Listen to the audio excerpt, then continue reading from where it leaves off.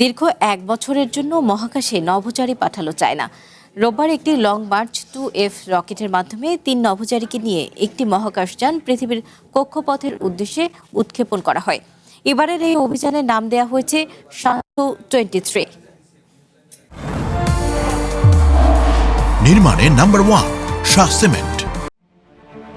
মহাকাশ জয়ের পথে আরও এক ধাপ এগিয়ে গেল চায়না। ৩ নভোচারীকে নিয়ে সফলভাবে কক্ষপথের উদ্দেশ্যে পাড়ি জমিয়েছে দেশটির একটি মহাকাশযান। রোববার চায়নার উত্তর পশ্চিমাঞ্চলের জিউকুয়ান স্যাটেলাইট লঞ্চ সেন্টার থেকে সফলভাবে উৎক্ষেপণ করা হয় এটি। দেশটির রাষ্ট্রীয় গণমাধ্যমে একে সম্পূর্ণ সফল বলে আখ্যা দিয়েছেন কেন্দ্রটির এক কর্মকর্তা। মহাকাশযানটি উৎক্ষেপণের আগে এক জাঁকজমকপূর্ণ আয়োজনের মধ্য দিয়ে শেনঝৌ-23 অভিযানের ৩ নভোচারীকে শুভকামনা ও বিদায় জানানো হয়। এই অভিযানের নেতৃত্বে আছেন কমান্ডার জু ইয়াংঝু, তার সঙ্গী হয়েছেন ঝাং ঝিওয়ান এবং হংকংয়ে জন্ম নেওয়া প্রথম নভোচারী লাই কা ইং। কম্পিউটার ফরেনসিক্সে পিএইচডি করা লাই চায়নার মহাকাশ ইতিহাসের ৪র্থ নারী নভোচারী।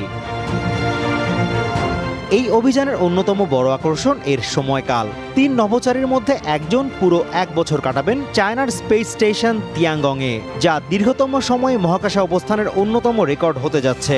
বাকি দুজন ফিরে আসবেন চলতি বছরের শেষ নাগাদ। China manned space agency CMS এর মুখপাত্র ঝ্যাং জিংবো জানান, দীর্ঘ সময় মহাকাশে মানুষের টিকে থাকার ক্ষমতা পরীক্ষা করাই এই অভিযানের মূল লক্ষ্য।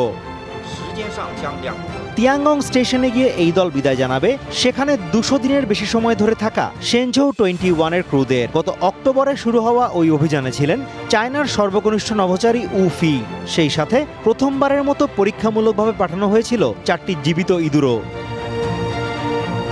জাতীয় নিরাপত্তার অজুহাতে আমেরিকা ইন্টারন্যাশনাল স্পেস স্টেশনে চায়নাকে নিষিদ্ধ করার পর নিজেদের শক্তিতেই তিয়াঙ্গং বা স্বর্গীয় প্রাসাদ গড়ে তোলে বেইজিং। ২০৩০ সালের মধ্যে চাঁদে প্রথম মানুষবাহী মহাকাশযান পাঠানোর চূড়ান্ত প্রস্তুতি নিচ্ছে তারা। অন্যদিকে তাদের প্রধান প্রতিদ্বন্দ্বী আমেরিকার মহাকাশ গবেষণা সংস্থা নাসার লক্ষ্য ২০২৮ সালের মধ্যেই চাঁদের বুকে নভোচারী নামানো। Azimur Rashid Kanak, one international desk.